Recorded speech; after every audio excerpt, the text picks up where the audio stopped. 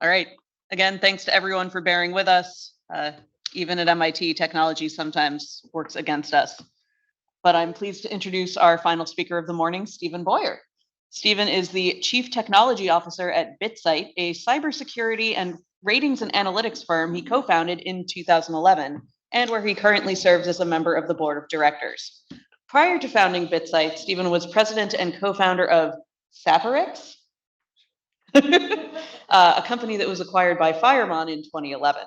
Stephen has also worked in the Cyber Systems and Technology Group at MIT Lincoln Laboratory and at Caldera Systems, an early Linux startup that went public in 2000. He is an inventor on 12 issued patents at the US Patent and Trade Office. Stephen holds a Bachelor of Science in Computer Science from Brigham Young University and a Master of Science in Engineering and Management from SDM. Thank you so much for joining us. Thank you.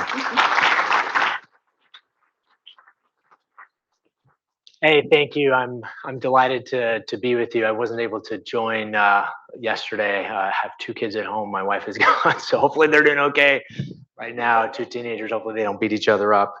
I would like to first start by sharing that a story that I had learned about, only just beginning to start appreciating 10 years ago, which started when I visited this place at the Royal Observatory in Greenwich. And you can see these tourists here standing on the Prime Meridian. I don't know if anyone else has done that, but it was kind of fun. Okay, some of you have done that. I stood there and I was in 2 different time zones at once. And as I learned more and read about later, I started to understand that when I was in the throes of this startup in 2011, I found one of the stories that I learned here highly illustrative of principles and patterns espoused in modern theory and approach to entrepreneurship. So let me see, I'll leave there. The past 2 years have brought challenges to all of us in one form or the other, and there are many reasons to become pessimistic. But when I look forward, I'm optimistic. Having studied the past and lived through the last decade of intense learning, I'm optimistic that we will work together to change the world for the better. There were serious challenges also back in 1625. I learned about them through the research and writing of Dava Sobel. Anyone heard of Dava? I'm not sure. It's pretty obscure. And the Royal Observatory, who studied the work of another author who studied innovation back in 1920. And I drove upon and cite and read some of their writings as I relate this story. When I first moved to Boston, I had to buy a book of maps to just get around. And there wasn't a GPS. You didn't have satellite navigation. And every time I went from one place to the other, I had to flip through the books. It's really hard to know where you are. I remember driving on, I don't know where I am because the street signs don't tell you where you are, just where you're turning off to. And so knowing where you are in the world has gotten much easier. But a long time ago, it wasn't very easy. And so when you look at here on this plot, you see the prime meridian where I was standing. And then you see this coordinate system, which is latitude and longitude. And so knowing one's position on the map, you just have to know where you are on that coordinate system. That was a pretty big invention on then. The longitude is a measure of how far around the world one has come from home, and they're naturally occurring up the baseline of the equator. For ships, and the crew of a given ship was naturally concerned with how far around the world they are, particular to their home base. So if they wanted to know where are we in our ship, they had to kind of know where they were on the latitude, longitude. Even when in the middle of the ocean with no land in sight, knowing this longitude position is very simple in theory. The key to knowing how far around the world you are from home is to know at the very moment what time it is back home. A comparison with your local time, easily found by checking the position of the sun, will tell you the time difference between you and your home and thus how far around the world you are. The Earth can be divided up into different segments, 24-hour segments, time zones that run 360 degrees. The flaw in the simple theory was, how does a sailor know the time back home when he's in the middle of the ocean? The obvious, and again, simple answer has to take an accurate clock with him, which he sets to his home time before leaving. All he has to do is keep it wound and running, and he must never reset it throughout the voyage. This clock then provides home time, no atomic clocks or anything like that at the time. So if, for example, in midday on board your ship, and your home clock says that at the same moment it's midnight at home, you know immediately that 12-hour time difference, you are halfway around the world. That makes sense. So you got to know that time difference. Okay, so here comes the problem. Navigators had unable to determine their position at sea with accuracy, and they faced huge risks of a shipwreck and running out of supplies before reaching their destination. It was, as Sobel wrote, the greatest scientific problem of the age. 1625. King Charles founded the Royal Observatory in 1675 to solve the problem of longitude at sea. And so in 1714, the British government offered a prize of £20,000. You know, and I want to convert that, and it's about 3.5 million today. Hey, someone can go solve this. And it was a very difficult scientific problem, and many people said it couldn't be solved, even Sir Isaac Newton. Pretty interesting. So, enter this person. His name is John Harrison. Uneducated wood clockmaker, decided to tackle this. Sobel wrote, John Harrison took on the scientific and academic establishment of his time and won the longitude prize through extraordinary mechanical insight, talent, and determination. So his father was a carpenter, and he set out to solve it to get an accurate clock. He started out with something that'll look like that. That was the architecture and design of the clock, built mostly on the clocks that you think about the time that would be pretty accurate. Turned out it's not very accurate at sea. It's bumping around and bouncing. So it took a lot of work and innovation to get this. And it turned out it wasn't easy. He had to iterate many times. This was what he called the H1. There was an H2, design was wrong, H3 failed, until he got to H4. This is what H4 looked like. Very different architecture and design there, right? Solving a very different problem.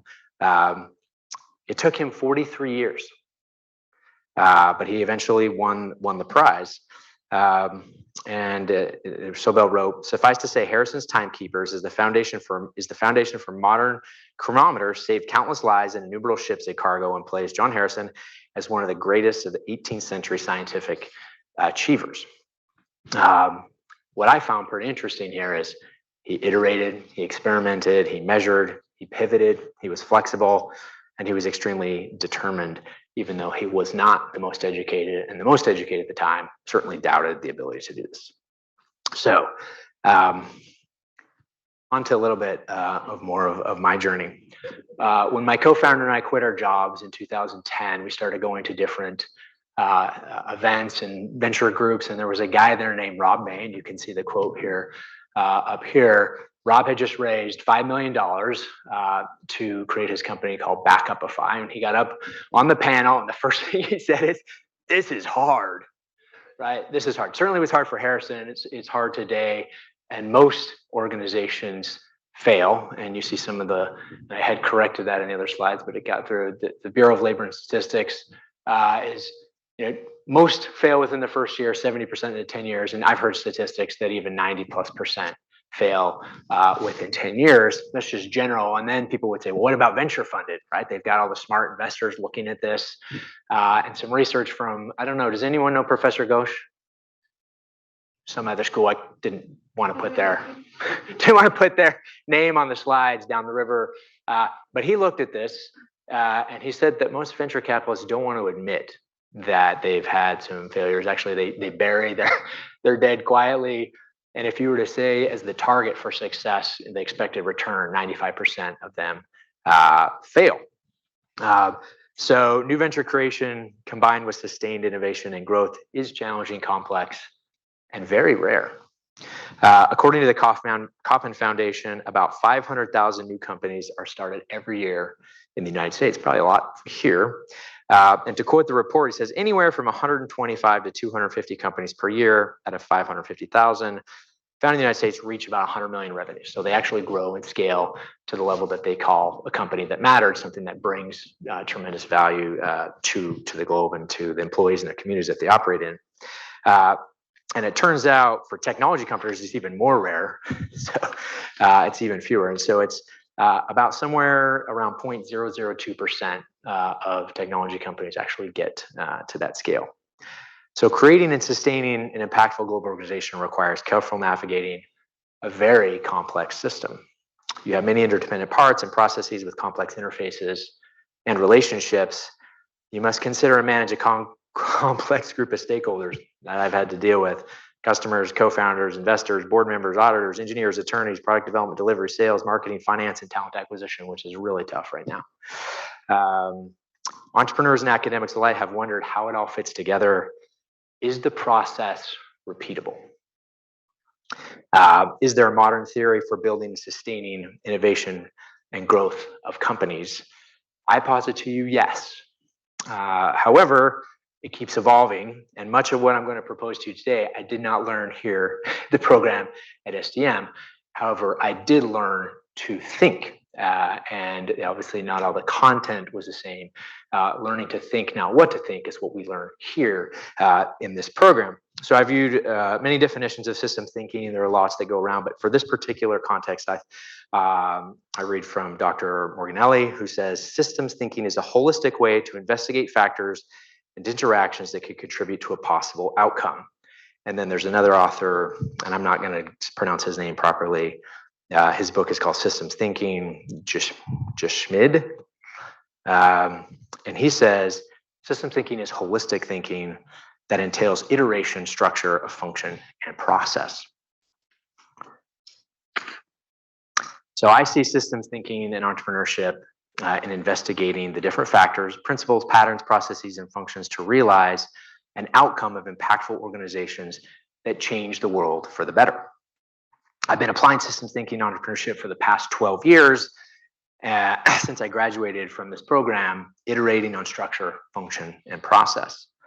I've learned a tremendous amount, and I've had to look holistically at the factors that lead to successful outcomes, which was for me to help a company grow and have a tremendous impact for good.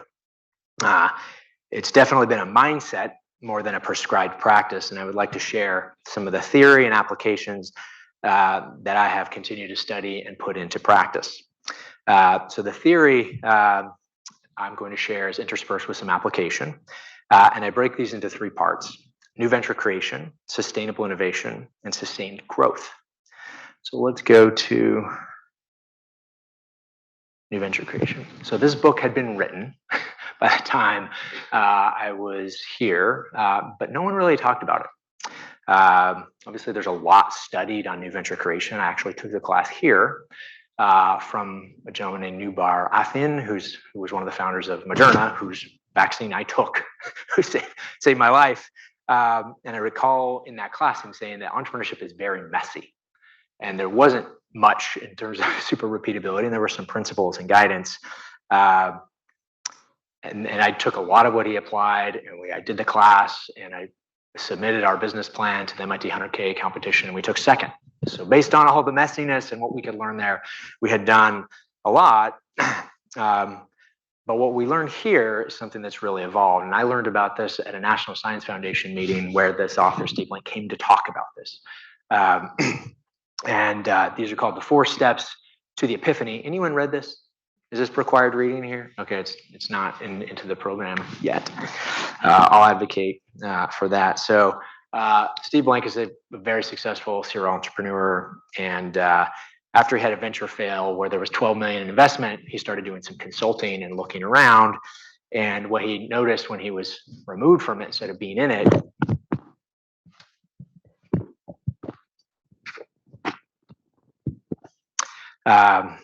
I was no longer personally involved, and I became a dispassionate observer, which I thought was pretty, because when you're in it, it's really hard to be dispassionate. Blank wrote, "There seemed to be a pattern in the mindset of in the midst of the chaos.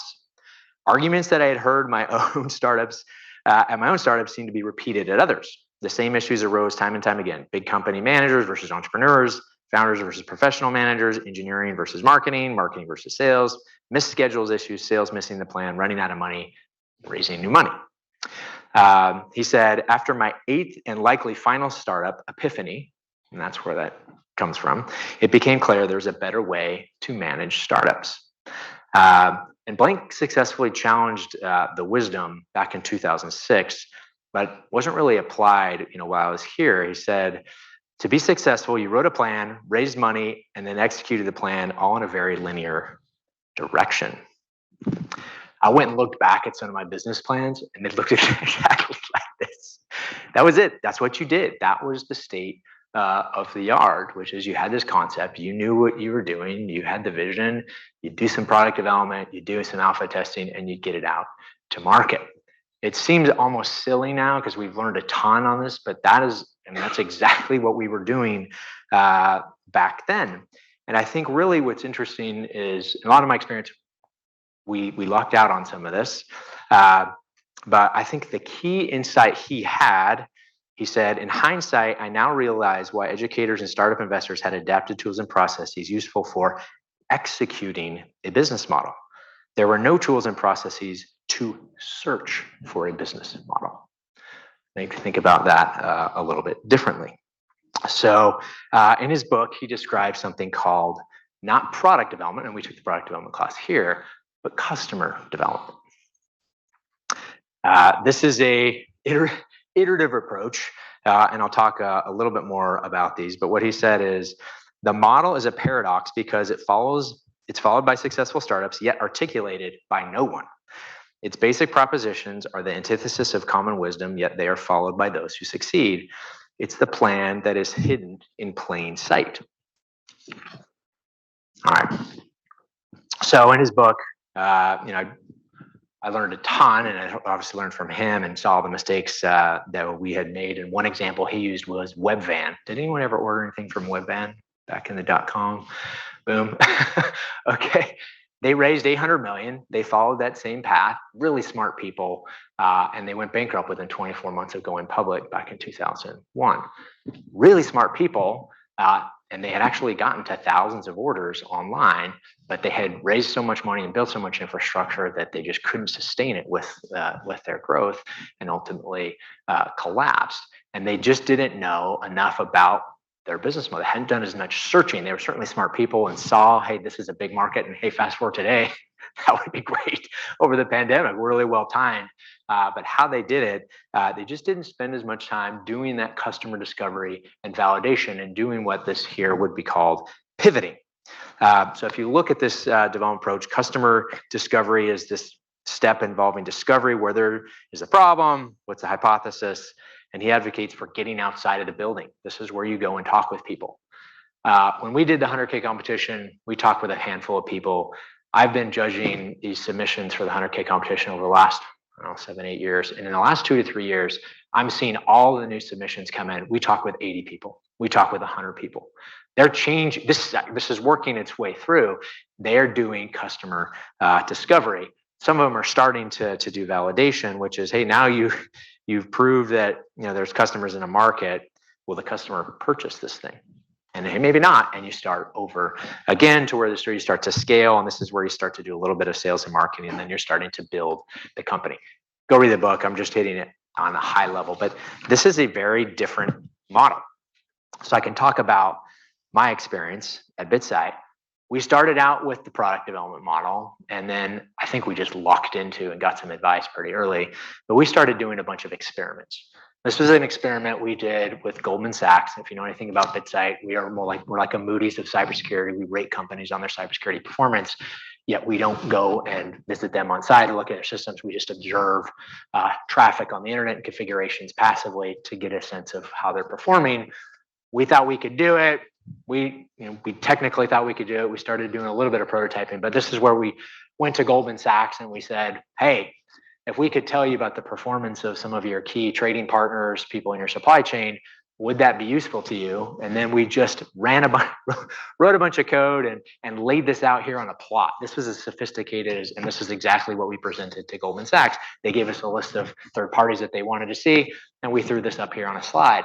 So we didn't spend a year or 2 years engineering a beautiful interface and all the different things, but we got a ton of feedback that helped us be much more efficient. We hadn't raised any sort of venture capital, but as soon as we had gotten Goldman Sachs to say, I like that, I think it could be worthwhile, and they paid us money. And so we were able to demonstrate some level of product market fit to where we were able to build something that's much more scalable, that's continuous, that's trending over time, that has a quantitative measurement as opposed to just laying it out. And now it's delivered every single day in a pretty sophisticated way. to where now we're rating about 40 million organizations. We have some pretty unique data models and data sets to where we have now 41 patents. But very influential early on was working with that customer and doing that customer development. So let me go to step 2 of the theory, which is sustaining innovation. You're probably all familiar with this author, Clayton Christensen, the author of Innovator's Dilemma. Is this book part of the curriculum? Okay, hopefully it will be. So what was the key aha moment for Christensen, because he had, with disruption theory, was that he had found that even the best professional managers doing the right things and following the best advice could lead their companies all the way to the top of their markets and then fall straight off a cliff. Nearly all the incumbents of the industry I studied, disc manufacturers, were eventually beaten by new entrants. So that was disruption. And he found that disruption could explain why great companies would fail, but he searched for years to help companies understand how to grow. It's a very different thing to be thinking about. Anyway, I know why they fail, they're getting disrupted, but how do they avoid that? How do they actually grow out of it? And so in this book, he had a very interesting aha moment. And I'll share a little bit of the story, but he saw this as customers are trying to solve a job, and whatever service and product that you're providing, they are hiring you for that job. It was an interesting way to think about it. Once you start thinking about it, it changes your mentality a little bit. And so this is the basis for what's called jobs theory. He had a really interesting story at the beginning about hiring a milkshake. And I'll speed up a little bit, but there was a group that came to them, wanted to sell more milkshakes, and they had experimented with lots of different things. Do we make it chunkier, different flavors? And so they asked a bunch of people who were like the perfect profile for buying milkshakes. Hey, what can we do to get you to buy milkshakes? And they gave them all sorts of reasons. They tried them all. Nothing happened. They tried everything. They listened to the customer. Well, then they tried something different where they just watched the customers. They just sat there all day when they came in out, what they did, what they were wearing, the time of day. And what they find out is that there were a lot of milkshakes bought before 9 a.m. Anyone buy milkshakes before 9 a.m.? There are a lot of them. It really surprised them. And so, the team found itself standing in the restaurant for 18 hours a day watching people. What time did they buy? What were they wearing, et cetera? And it says, it turned out a surprising number of milkshakes were sold before 9 a.m. to people who came into the fast food restaurant alone. It was almost the only thing that they bought. Rolled in 9 a.m., got the milkshake, got in their cars. And so finally, they didn't know what this was all about. So they said, hey, excuse me, but I have sort of sorted out this puzzle. What job are you trying to do for yourself that caused you to come here and hire this milkshake? Now they had to kind of explain to people, no one hires a milkshake, right? But they had to kind of understand, what are you trying to do? Turned out all these people had a long commute. They could suck on that milkshake. It was very sad. They weren't hungry at the time, but they knew that they were going to be hungry by the time that they rolled in. It was very clean. It was very different than hiring a donut for that job or bananas. And it turned out it was a very nice way to think about how they could target a very unique set of customers that they had never even considered, and to treat them in a different way and maybe market to a different segment. But they started to realize, hey, we have different customer segments here. We have people that come in the evening with their kids. That's hiring for a different job. The hiring for a milkshake for morning on your morning commute was a different job. And so that's part of the thinking is, what is the job that our customers are hiring us for? So we had a similar experience at BitSight where we started out working, and what we showed you with Goldman Sachs was, hey, you have very little visibility into your counterparties or your third parties. And that was the job that they had. And we really focused there. And we created this beautiful thing called a security rating, and we scaled pretty rapidly. And then we started to face a really interesting time, which is our what we call gross retention, or people renewing with us, was starting to slow. And we just like, what's going on? We have this beautiful thing called security rating. Why aren't people loving this? And we've really had to change and reorient our entire business, creating lines of business around this notion of customer jobs. What job are they trying to do? It turned out a lot of people wanted the security rating to monitor themselves. They wanted to be able to report their board performance. They wanted to track how they were doing. They wanted to be able to fix their own issues as opposed to just looking at the counterparty. Insurers wanted to look at who they could insure. National governments wanted to look at their critical infrastructure. And investors want to understand what's the risk of this investment. And as we started to reorient the business and really focus in on what job are we doing, it just unleashed a huge amount of innovation for us. And we split into different groups. We have entire different teams focused on those jobs. And that's how we articulate it to the market. So super important there. So it led to a decent amount of success. And one of the jobs that we learned about was financial side of cyber risk, which is what we call cyber risk quantification, which is that rating had been a performance metric of cybersecurity. But then a lot of our customers would take that and then try to translate that into some dollar loss value.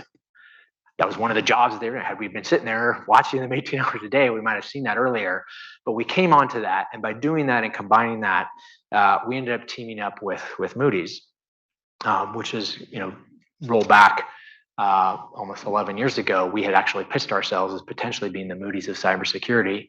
If you go to moodys.com/cyber, you'll see Rob Farber, who's the CEO of Moody's, an $80 billion organization, who chose us to work with them to solve this customer job, which is to translate cyber risks into that of financial loss. Moody's believes that there's somewhere around 20 trillion of medium, high, or high credit risk from cyber security. And it's a lot of that is very obscure and opaque. And so we're working with them to solve that job. So tons of work here, a lot of progress. You would think, hey, we solved it.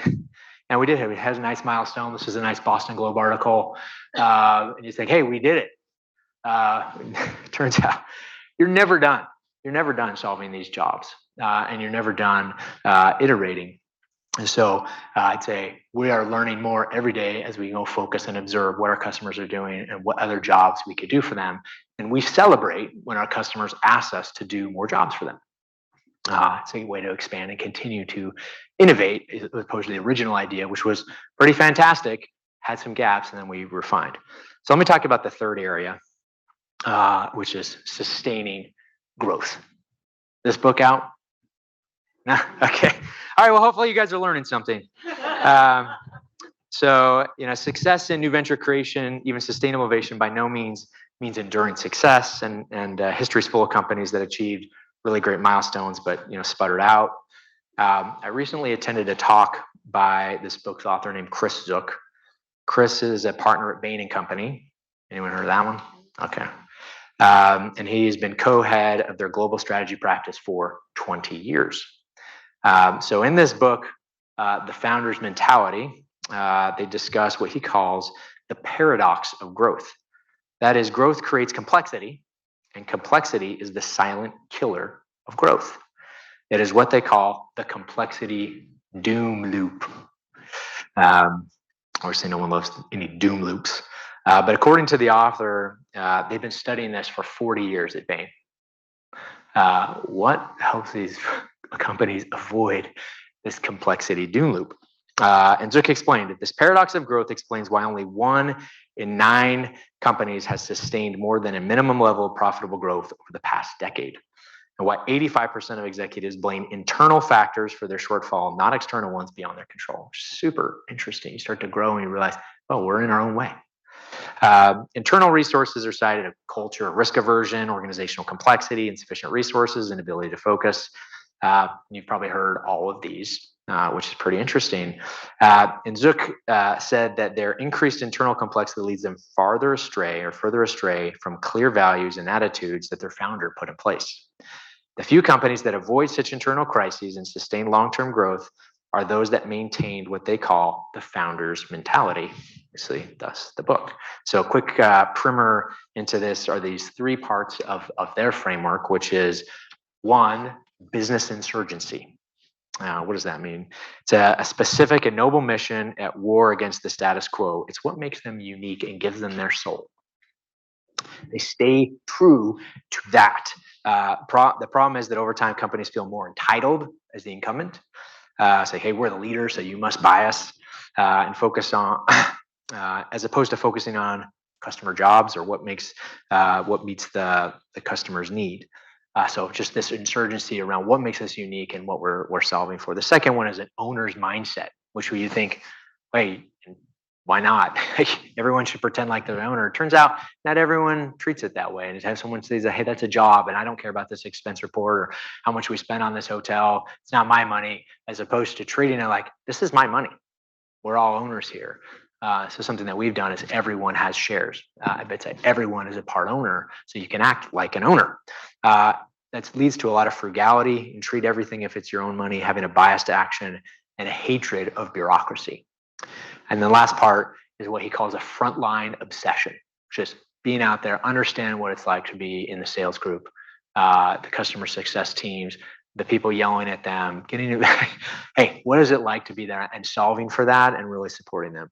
And so when companies grow, they benefit from scale and scope, but they often lose the very core of what gets them there. In the book, Zook cites Sam Walton, who's the founder of Walmart, and Sam understood this founder's mentality before the book in 1992 when he said the following: the bigger Walmart gets, the more essential it is that we think small, because that's exactly how we became a huge corporation, by not acting like one. I thought that was awesome. According to Zook, of the roughly 1 in 10 companies that achieve a decade of sustained profitable growth, nearly two and three are governed by the founder's mentality. He also said that companies with a founder's mentality were 5 times more likely to be in the top quartile of performance. So it's important here to clarify, this is not about the founder. I have to try to explain it. It's not just like having the founder there, it's having the mentality. Oftentimes the founders get in the way. They won't evolve, or they are very stuck on things, but it's having this mentality and that framework. So in conclusion, I showed you some of the theory, some examples, and learning the theory and applying it increases your chances of changing the world in a way that really matters. Let me show you this film. And I'm hoping the audio works. If not, I'll do a translation.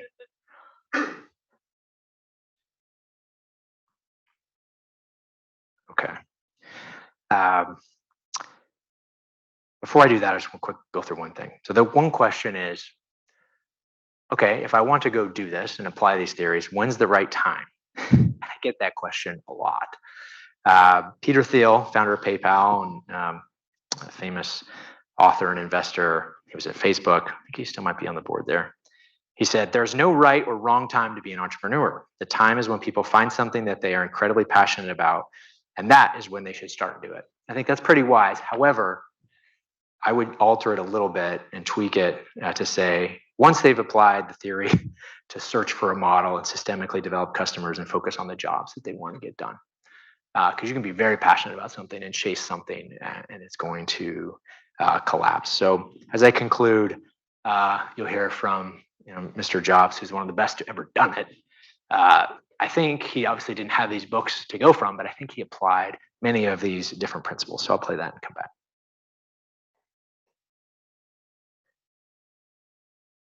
When you grow up, you tend to get told that the world is the way it is, and your life is just to live your life inside the world, try not to bash into the walls too much, try to have a nice family life, have fun, save a little money.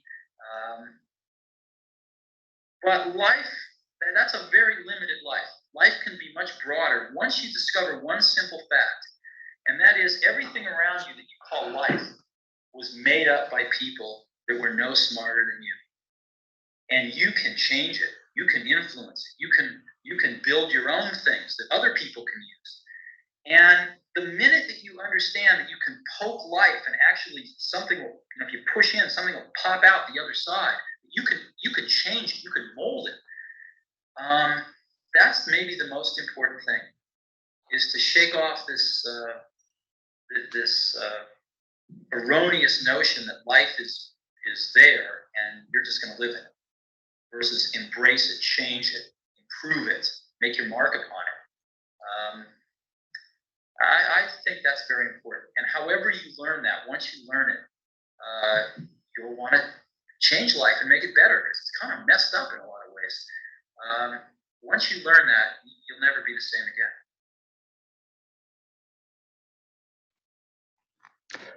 again. I firmly believe that business can be one of the most powerful forces on the planet for positive and transformational change. You can build those businesses to bring the innovations to the world and solving some of the hardest problems, like Harrison, like Jobs. You can go and poke the world and you can change it. You can influence it and you can build your own things. And all done by, and people have done it. Nobody's smarter than you. Once you've done it, obviously you'll never be the same. So my fellow alumni and friends and guests, let's go poke the world.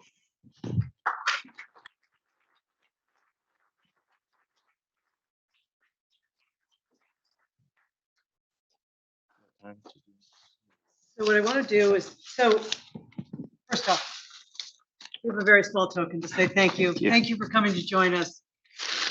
We've seen, speakers, people can hear me. Kind of, I don't know if you're aware of the demographics and how some of the shifts have happened in our students, but we have an increasing number of students that come in looking to poke the world, looking to make that change. And I think listening to a lot of what you've said today and thinking about what we teach here in terms of understanding your customer, understanding your stakeholder, I think it goes hand in hand with a lot of the things you've given for advice in terms of entrepreneurship. And I really want to thank you because I think it's your story and what you've done at BitSite, you and Arjuna, I think is a tremendous inspiration for our students and our alumni to think about how do I go out and take my chance and poke the world and make a difference there. So thank you so much for coming and thank you so much for sharing.